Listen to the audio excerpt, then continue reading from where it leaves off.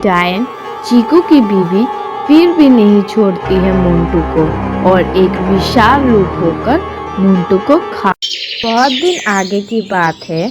एक छोटे से जंगल में चीकू और उनके 2 बच्चे रहते थे। चीकू का 2 पड़ोसी था, जिसमें से एक मोंटू और एक रिंटू। जिसमें रिंटू तो अच्छा था, लेकिन मोंटू शैतान था। चीकू के बीबी एक दुर्घटना में मारे जाने से चीकू अकेले रहता था और सारे काम उसे अकेले करना पड़ता था। चीकू, रिंटू और मोंटू ये तीनों ही अच्छे दोस्त थे। ये तीनों ही आम बेचकर अपना गुजारा करते थे।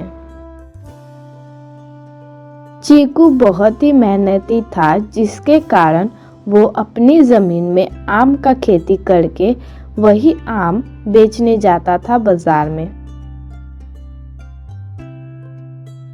लेकिन दूसरी तरफ रिंटू और मोंटू आलसी होने के कारण बाहर के जंगल से कच्चे आम खरीद के रसायन के मदद से आम को पक्के करने के बाद महंगे दामों में बेचते थे। इसी तरह वो तीनों अपनी जिंदगी बिताते थे। चीकू का ताजे और पक्के आम की वजह से जंगल के सारे पक्षियां उसी के पास से आम खरीदते थे। इसीलिए मोंटू और रिंटू के पास से कोई भी नहीं आम खरीदते थे।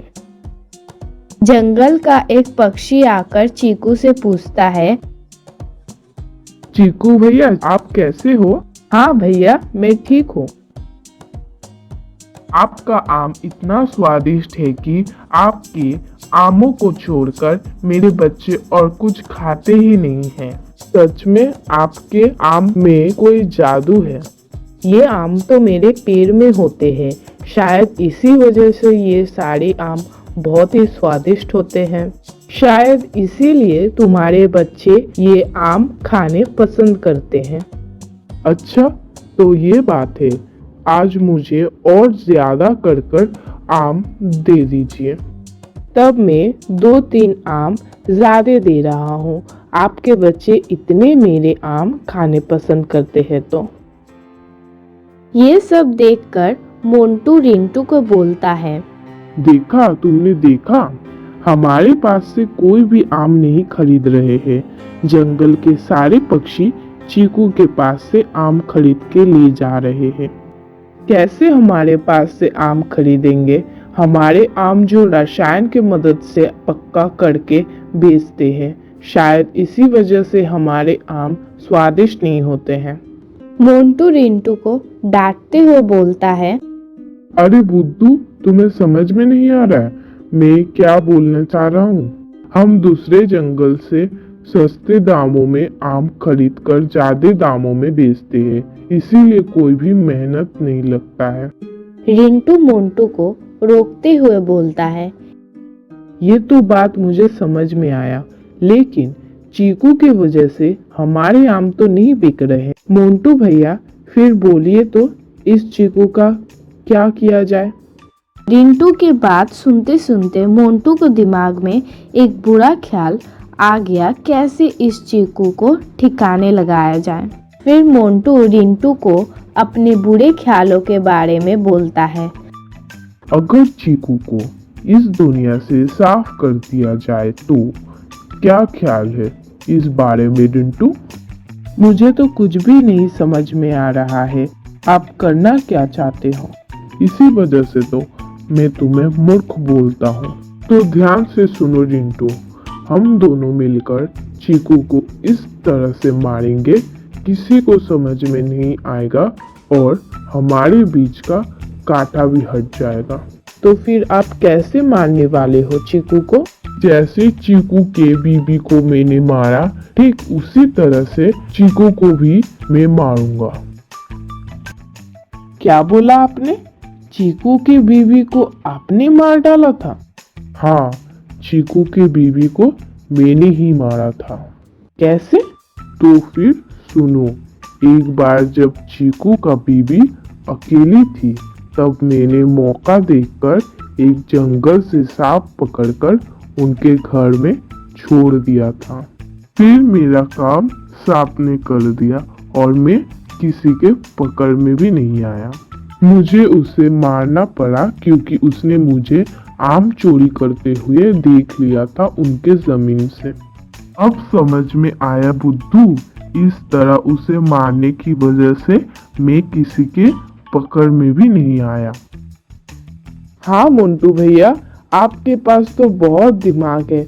तो चलो हम लोग इसी तरह से चीकू को भी मार देंगे और किसी के पकड़ में भी नहीं आएंगे। और तो और बाजार में भी और दूसरा कोई आम विक्रेता नहीं रहेगा। फिर हम लोगों के पास से जंगल के सारे पक्षी को आम खरीदना पड़ेगा। मोंटू के इस दुष्कर्म में रिंटू भी एक साथ हो जाता है।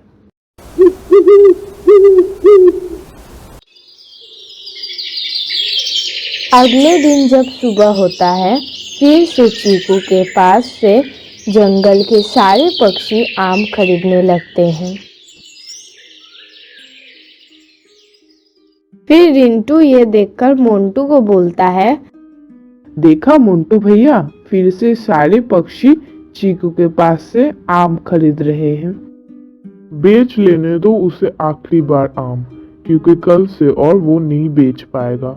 उसका आज आखिरी दिन है, कल का सूरज और वो नहीं देख पाएगा। फिर धीरे धीरे सुबह से रात हो जाता है। मोंटू फिर रिंटू के घर जाकर रिंटू को बुलाने लगता है। रिंटू, रिंटू, बाहर आओ। कुछ देर ऐसे बुलाने के बाद रिंटू घर से बाहर आता है। रिंटू पूछने लगता है, क्या हुआ मोंटू भैया, आप क्यों बुला रहे हो इस वक्त? मोंटू गुस्सा होकर बोलता है, क्यों बुला रहा हूँ तुम्हें, भूल गए क्या? हम लोग मिलकर चीकू को मारने वाले थे। हाँ हाँ, याद आया, बोलिए बोलिए, क्या करना पड़ेगा मुझे? अगर याद आ गया हो तो चलो जंगल से एक सांप पकड़कर लेकर आते हैं। मोंटू और रिंटू दोनों जंगल की ओर निकल पड़ते हैं एक जहरीला सांप पकड़ने के लिए। एक जहरीला सांप पकड़ने के बाद मोंटू और रिंटू चीकू के घर के पास आते हैं। मोंटू भैया, अब बोलिए इस सांप का क्या करूं? मोंटू रिंटू के तरफ देखते हुए बोलता है, एक काम करो, इस सांप को तुम अपने गले में लटका लो और पूरे जंगल में घूमो। रिंटू को कुछ भी समझ में नहीं आता है। फिर मोंटू को पूछता है, क्या? तुम्हें तो कुछ भी नहीं समझ में आता है। तुम भूल गए हम लोग सांप किस लिए पकड़े थे? चीकू को मारने के लिए तो और किस लिए? अभी एक काम करो, सांप को घर के अंदर छोड़ दो, फिर कुछ देर बाद खुशखबरी मिल जाएगा। जब रिंटू सांप को चीकू के घर के अंदर फेंकने जा ही रहा था तो सांप रिंटू के हाथ से छूटकर जंगल के ओर भागने लगता है। तुमसे तो एक भी काम अच्छे से होता ही नहीं है, बुद्धू कहीं का। चलो चलो जल्दी से सांप को पकड़े। मोंटू और रिंटू सांप को पकड़ने के लिए उसके पीछे पीछे जंगल के तरफ भागने लगता है। फिर सांप जंगल की बीच पहुंचने के बाद एक जगह पर रुक जाता है। मोंटू और रिंटू जब देखते हैं सांप एक जगह पर जाकर रुक गया है तो मोंटू रिंटू को बोलता है, पकड़ो पकड़ो, सांप को जल्दी से पकड़ो। अचानक सांप चीकू के बीबी की रूप में डायन बन जाती है। मोंटू ये देखने के बाद डर डर कर बोलता है, ये क्या चीकू की बीबी, तुम इधर क्या कर रही हो? चीकू की बीबी बोलती है, मैं इधर तुम्हें मारने आया हूँ। मैंने तुम्हें आम चोरी करते हुए देख लिया था। सिर्फ इसी वजह से तुमने मुझे बेरहमी से मार डाला है ना। अब मैं तुम्हें नहीं छोड़ने वाला हूँ। मोंटू डर के मारे जान की भिक्षा मांगने लगता है। मुझे छोड़ दो, मुझे छोड़ दो, मुझे जाने दो। मुझसे गलती हो गया है, मुझे छोड़ दो। अगर मैंने तुम्हें अभी छोड़ दिया तो तुम मेरे पति को भी मार डालोगे, इसलिए मैं अभी तुम्हें मार डालूंगा। लेकिन मोंटू फिर भी गिड़गिड़ाते हुए बोलता है, मुझे छोड़ दो, मैं तुम्हारे पति को नहीं मारूंगा और किसी को भी नहीं मारूंगा, मुझे जाने दो। फिर डायन चीकू की बीवी बोलती है, मैंने अगर तुम्हें नहीं मारा तो मुझे आत्मा के रूप में इधर उधर भटकना पड़ेगा।